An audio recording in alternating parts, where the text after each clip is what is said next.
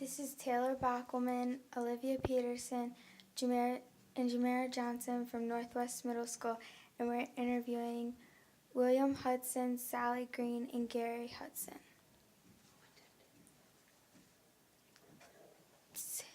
Tell us about your time at Robert Moton High School. Well, it was an enjoyable time.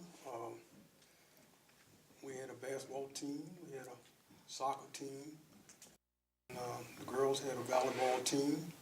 I came to Robert Moton in 1957. I graduated in 1961. I ran the track team, and we had the basketball team. They was called almost like the Globetrotters, so some of them said they was that good. I think during the year I was there, I think we won one time. We won the soccer game. That was a thrill for us because we won a soccer game at one time. Well, aside from the sports here at Moton, we had different organizations: New Homemakers of America, Future Farmers of America, and I think they still exist today, or either they're with the 4-H Club. But we had those organizations. Then each year we had awards that were given for different writings from the Daughters of American Revolution. So in this county, we were really recognized, about a lot of things other than sports, which was very good, I graduated in '59, came from a school on the other side of Carroll County, Johnsville Elementary School, and I came here in 1963, I think it was. During that time, it was a time where youngsters from all over the county got together because this was the only school that we could attend. And it was kind of a close-knit thing because what affected somebody in Sykesville affected the same up here in Westminster and all around the county. So it was a time for us just to get together, communicate, and learn. And learning we did, because the teachers here at Robert Moton, they didn't let you get away with anything. You had to learn. How did they make sure that you didn't get away with anything? It was almost like once they discovered you really weren't, or let's say goofing off, teachers like Daisy Harris, she would get you and she would corner you and make sure that you got it. And they just put the pressure on you to learn. It was something like No Child Left Behind, but different than what it is today. And I think one of the things was the strict discipline. Good behavior was expected, and I think that most people just complied with it. I came to Robert Moton at 6 years old, although I lived 12 miles away. It was bused in from the first grade on a bus that had little or no heat, and then to ride 12 miles at 6 years old to come to the old Robert Moton. One of the things was interesting, they didn't close schools like they do now for a little bit of snow. We had to walk 1.25 miles in knee-deep snow to get to the highway to catch a non-heated bus, and then ride 12 miles. And that's at 6 years old.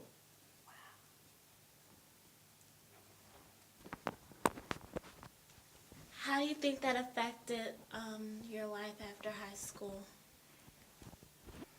Well, I think it made you more disciplined, and I think that it's certainly your expectations were greater, because you think if I could come through that, it's better on the other side of the world and easier.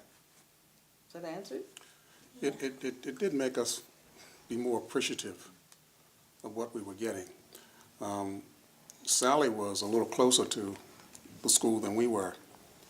There were on a lot of occasions when, particularly when it was inclement weather, once we got here, we only learned that the school had been closed an hour ago. That's how far we started out something like 6:45 in the morning.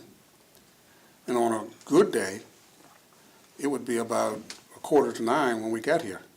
So we were on the road for a good 2.5 hours, just getting to school to get an education.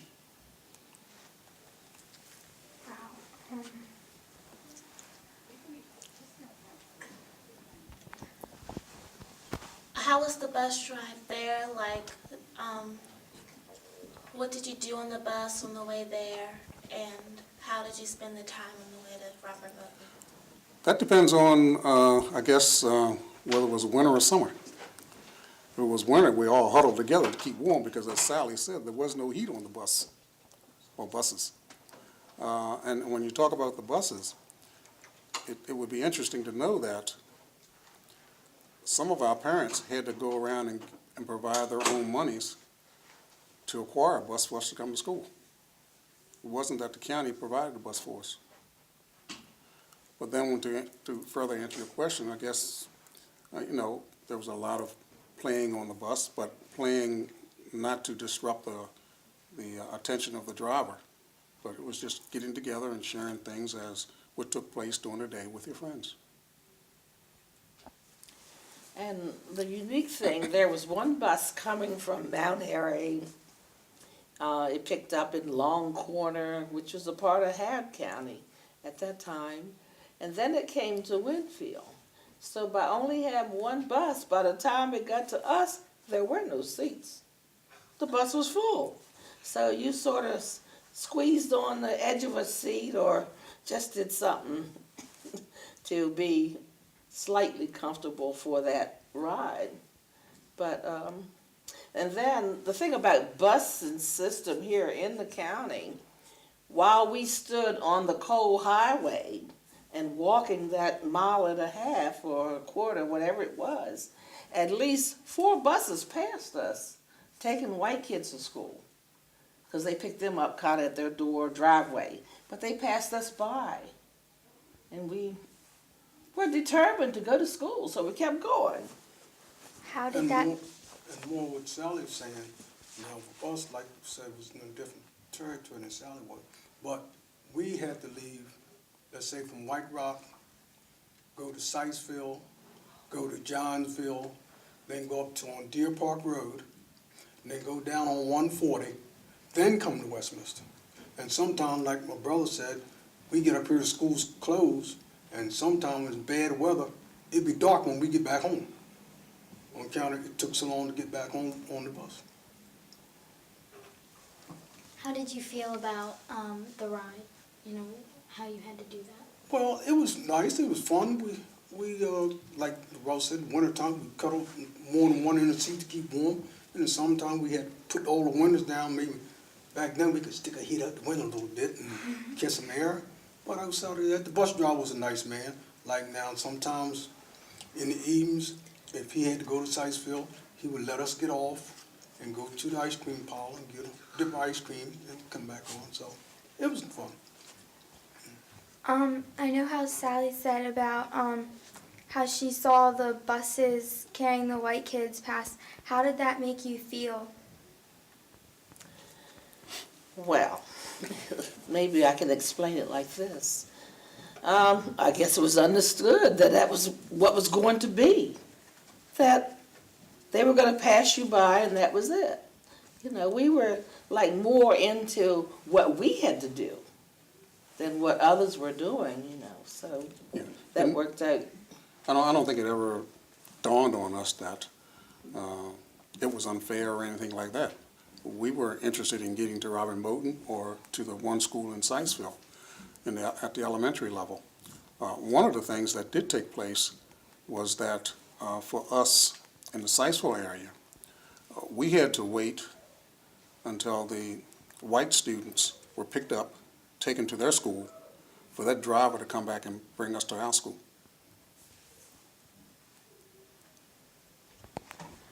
When there's bad weather and you had to ride the bus, were you allowed to do your homework on the bus? Did you, do your homework on the bus? Well, I guess that was up to us, I guess. We wasn't, we weren't made to do it on the bus, but We was having fun, so I don't guess we did too much homework on the bus, you know.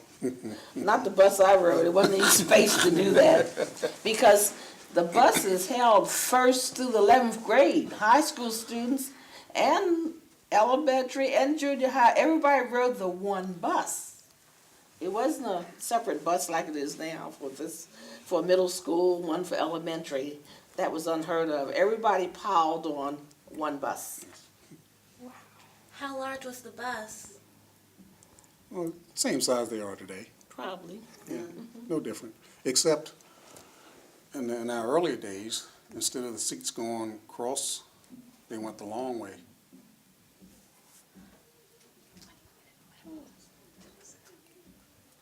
How was your day when you got to Robert Moton? How was our day when we got to Robert Moton? Well, if we were serious, we went to class and we learned, and it was great. If we wanted to be like some of our friends, like Brother Dixon, played hooky. It was great. We were able to have sports, like it was mentioned earlier, except when it came to sports, it was not like it was in the other schools because we had no equipment. We played football, we played touch football, not tackle, touched. When it came to baseball, it wasn't baseball, it was softball, and our playground was just a dirt field with rock. And we made the best of it. And we were happy. I think I was always eager to go to school. I'll share this with you. When I came to the 1st grade up on the hill at Old Robert Moton, my mother had taught us all to read and do simple adding and just adding maybe. And when I got to the 1st grade, I was kind of embarrassed because a lot of kids couldn't read. And then, you know, I felt bad about it, but it paid off because the teacher put me working with the 2nd grade. So when the 2nd grade went, then I worked with the 3rd grade. Then I skipped the grade. So, yeah, it was 3 in my family that skipped the grade, Robert Moton. So we were always eager to learn. What was your daily schedule at Robert Moton? Well, usually. Reading, writing, history. We had a good literature class here. All the things you probably haven't accomplished yet, but the good Shakespearean plays, the good writers. We always had a fantastic literature course here. And always arithmetic, mathematics, algebra, geometry, however, one of those. Then we had lunch. They had a cafeteria that had lunches provided, but I usually carried mine from home. But there was no free lunches then, like kids have now. You either purchased it or you brown bagged it. Then we had a phys ed program. Trying to think what else. Then we had a shop program. No, industrial arts, yeah. Shop. And then They we have had a home ec. Home economics. They taught everybody to make a skirt or make a dress or to do something or make an attempt, because that's what I did, made an attempt. But that was sort of the school day. Then later on in the year, they brought in typing. I don't think it was very used in Oh, school. no. They brought on typing where we could learn how to type. So we had a pretty good time.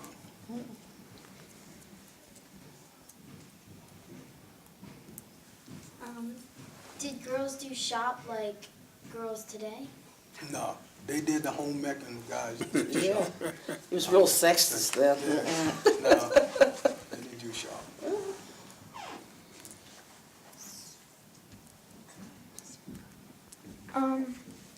So tell us about your teachers. Like, what were they like? Here in this county, in this school, the teachers we had were highly qualified. come with more than 2 degrees. They were really learned people. And since we didn't have the resources here, the books and periodicals or whatever you needed for a class, they purchased it out their own money. And they were very diverse because they had to teach more than one class, Yes. more than one subject. And they were very, very diligent in what they did.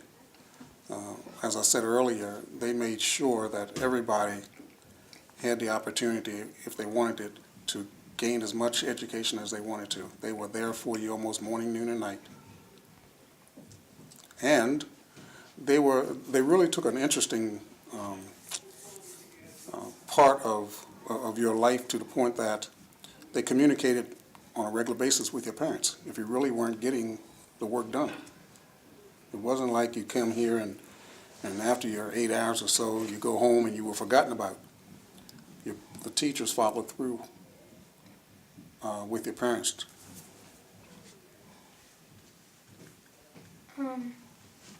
What life lessons did you learn at Robert Moton?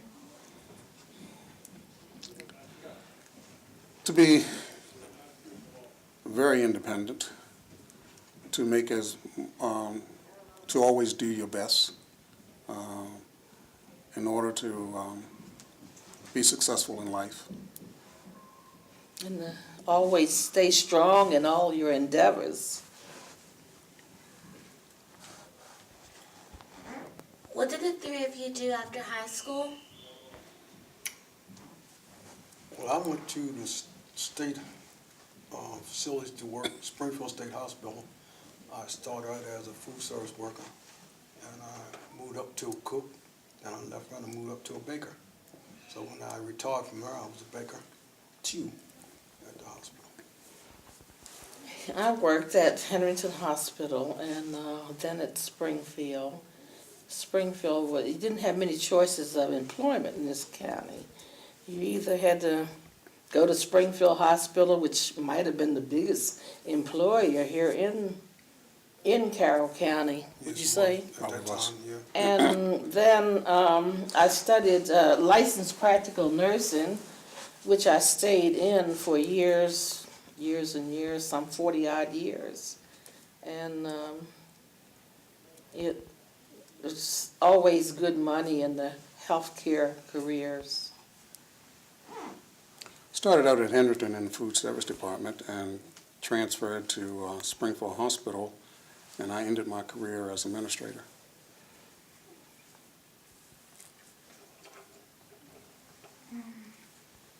What do you tell your children about Robert Moton?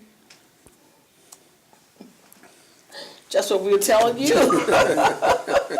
Same thing you're telling y'all. Yeah. How we rode the buses when it was bad weather, where y'all get off now, the first little snowflake, well, we didn't get off. So we tell them stuff like that, you know. Yeah. And about when we had physical ed, like my granddaughter now, she don't like physical ed. I used to love physical ed in school, but she don't like it, you know. And the thing I think about now is what she tells me about physical ed. She says they don't have time to take a shower. Which when we had physical ed, the teachers made sure we took a shower after each time we had physical ed. And now she says it's just so crowded that they don't have it. She was kind of shocked that we took showers and they don't take showers in this modern day, you know. To go along with that, are your children surprised by the stories you tell them? Yes. Especially the grandchildren. Yes. They're fascinated about the survival in all this, you know. Well, and things are much easier for them today, and they can't comprehend what we had to go through in order to get an education. They go down and catch the bus and go to the nearest school. We had to travel half the day just to get to school, then learn and travel half the night, get back home, start all over again. So it's really hard for them to conceive that here they are today, and there we were back when If you look at some of the old pictures and you see the kinds of schools that we were educated in, wood, painted yellow, potbelly stoves, that at times we ourselves had to make the fire. No running water. Every now and then we would get the government to bring in some cheese and raisins and hand out to us. That's unheard of today. I was wondering, do you think it was worth going through, like, the bus rides and all that you went through to get the education you got? It's very Yes, appreciative. yes, Certainly. sure it was. If I had to do it over again, I'd do it over again. Yes. I had the chance to, integration came around and kind of spoiled things for us. And I had the chance to go to an integrated school a year before I graduated from here, and I chose not to. I just felt comfortable at Moton, knew everybody, and was pleased as to what I was dealing with. And the teaching that we got here, I don't think you can beat it, or could not have beaten it at that time. How many others made the decision that you made to stay at Robert Moton? I think we had something like 27 in our class, and we graduated, we had something like, I think it was 25 of us, so 2 of them, one went to Union Bridge. They elected to go up there. I think both 2 of them did, I guess.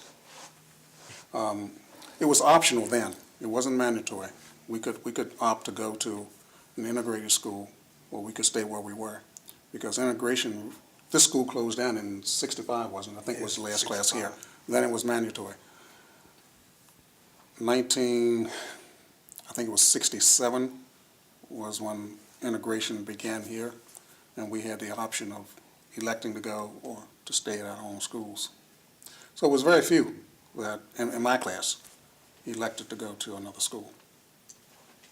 Were you happy about the integration, or were you just... And that's a double sword question. In a sense, Integration, okay. to me, well, let me give you an example. Like I said earlier, equipment was very null and void as far as us getting it from the county. When it came to materials, reading materials and those kinds of things, we would be happy if we got a clean book at the beginning of the year because it was new. But then we might get halfway through the book and we see something like John Loves Jane from Westminster High School. So we got the hand-me-downs. That integration improved things like that. The resources were there. But as far as the learning techniques, I think we were just as equal as going to a white school.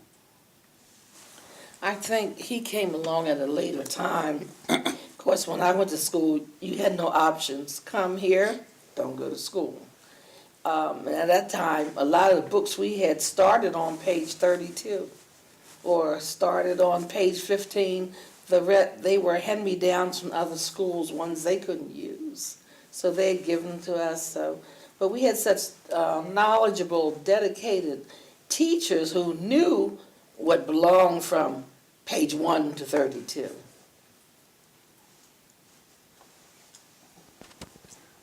How did you feel about getting the hand-me-down books? What were your choices? You had no choice. That was it. That was, as Sally said, 2 different eras here. Mm-hmm. I guess when it came to my era, we were kind of resentful, hurtful that our parents were paying the same kind of taxes as the other parents were, but yet we had to get second-class material. During my high school years, there were 3 schools being built during that time, 2 whites and ours. They got brick buildings and we got cinder blocks painted yellow. You know, those things work on your mind, but not to the point that it degraded our education. Because as was said earlier, we had some excellent teachers, excellent. It didn't deter you, you know. No. Did your children stay in the area, or did they move out after did they go to the high schools locally, first of all? Yes. Yeah, they went to Yes. local. And did they stay around afterwards, or did they go No, elsewhere? they're here. They're Yes. still here. Grandchildren are in these schools now. Yeah. My grandchildren in the schools now.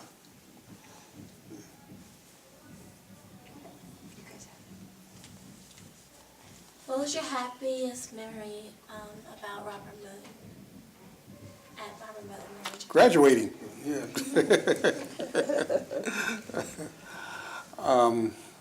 To tell you the truth, I don't think I ever had any real displeasures about being here at Robert Moton. We made the most of what we had, and we were all in the same boat, so you know, we just enjoyed being around everybody getting an education.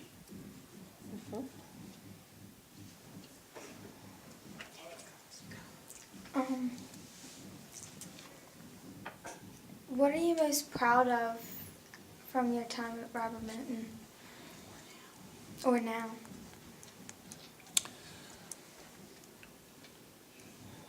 I'm proud that you know, we're able to compete with anybody when it relates to our education. I think we've made tremendous stance here in the county. We've contributed a lot to the county, and it's as a result of the education that we got while we were here. So I'm proud to be a part of the Carroll County school system as it was when I came up, and I have tried to be a decent representative of what I learned here. How do you feel about Barack Obama being in office? Love it. It's the best thing I think could happen to America. We've come a long ways. Still got a long ways to go. But I think him being elected shows that there is some decency in this world and in people. Mr. Hudson and Mr. Hudson, the kids and I all viewed some of the other videos that have been done. Was the elder Mr. Hudson your father? Yes. He had a different experience, didn't he? Yes. Mm-hmm. How was his different from yours? Was it better or was it worse? And how did it differ? And if you had relatives that went into the school system, Mrs. Greene?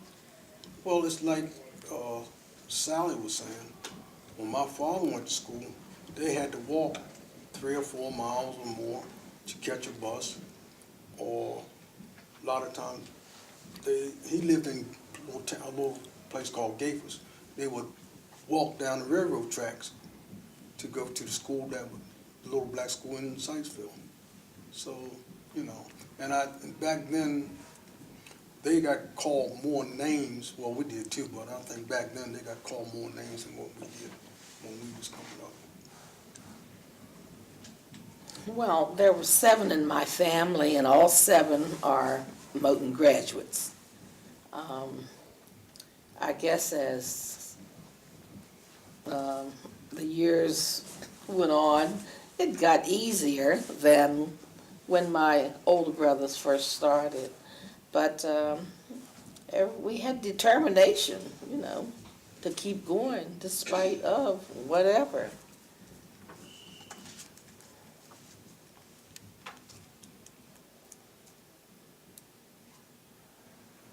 We see on Robert Moton School's former students and friends, it was established in 1972. What does that mean? Well, it's an organization that's comprised of the former students. It started out just former students, but now we have incorporated friends. And it was started in 1972, really to honor some of the teachers who had been with Robert Moton from the beginning. But then it evolved into a scholarship committee, committee. And we give scholarships to minority students. And to date, since then, we have given away more than $95,000 here in the county. But that's how it started, but then now it's a scholarship committee. All the funds are used for scholarships for minority students. We've had quite a few successes, people with PhDs and masters and whatever. So they're selected by the committee, so we've been very successful with that, and so have the students. What are some accomplishments you've accomplished since you've been at Robert Moton? Or at Robert Moton. Or what? Or at Robert Moton. Or when you were there. Like, what have you accomplished since Robert Moton, or when you were attending Robert Moton? Oh, I've gotten awards, from local organizations for different things that went on. I told you we had the NHA, we had part of the DAR awards, and I was recipient of each one of those. I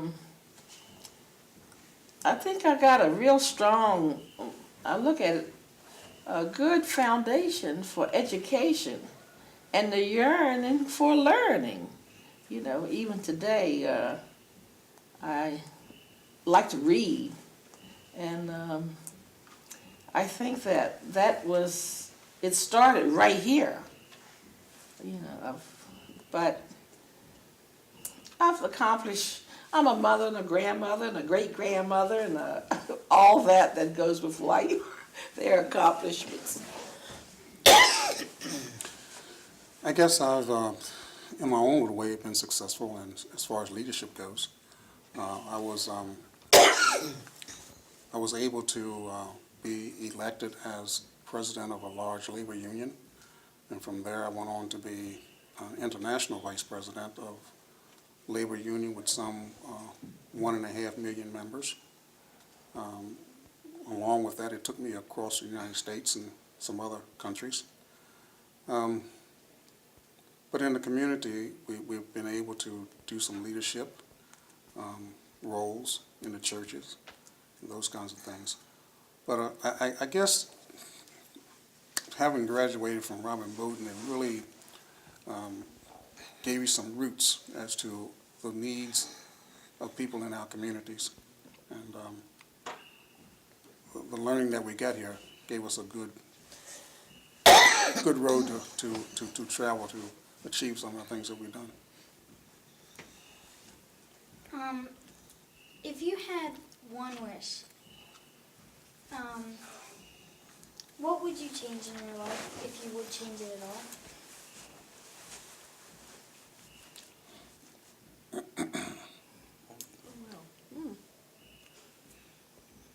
I wish I could go back to the year 1901 and graduate all over again. It was a fun year. I don't know if I'd change anything. Probably just been more involved. There were a lot of things that I wish I could have done while I was working, and some of the things that I was involved with and did not accomplish. But basically, I've done a whole lot that some folk have never dreamed about.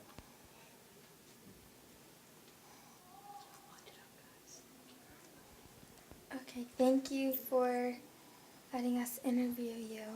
Thank you. It's been a pleasure. Appreciate it.